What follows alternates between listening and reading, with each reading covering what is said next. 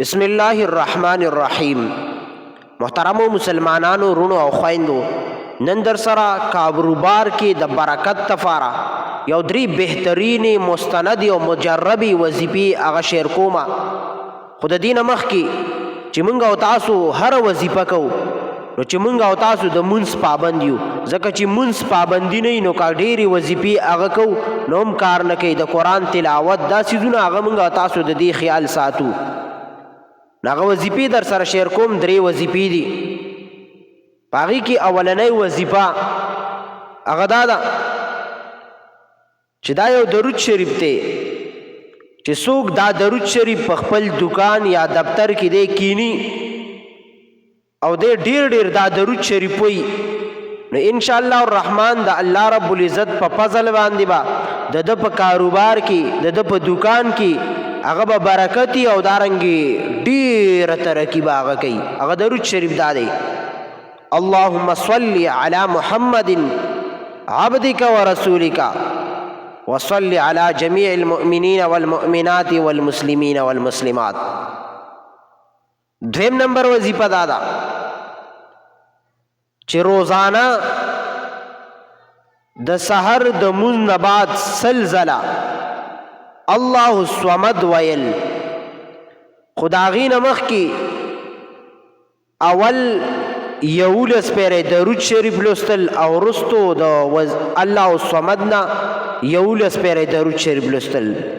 یعنی اول به 11 پیرې درود شریف ولولي، بیا به سلزله الله الصمد وای او بیا به ورپسې 11 پیرې درود شریف وای. انشاءالله رب د الله په فضل باندې به په رزق کې به هم برکتي. که چېرته قرض وي در باندې الله رب العزت په هغه قرض ختموي. خو چې یقین دی په هر شی اصل شی یقین دی. درېیمه وظیفه چې د سحر او ماښام د دې د مونځ نه بعد 101 مرتبه 101 مرتبه دا کلمات لوستل: سبحان الله وبحمده سبحان الله العظیم استغفر الله.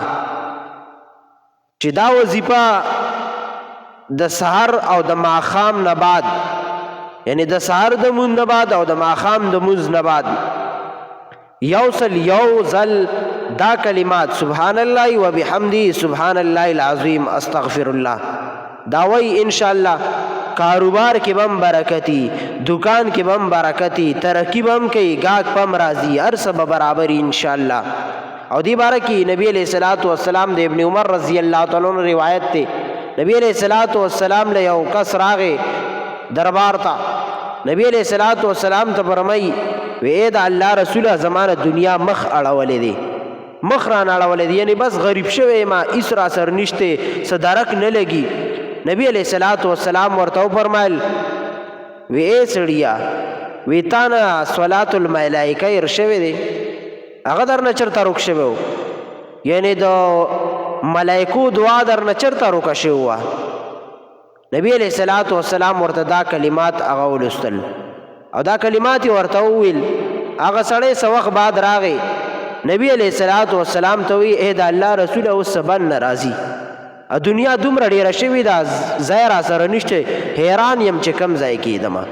دا کلمې لوستل پکار دي خو یقین سره ښه.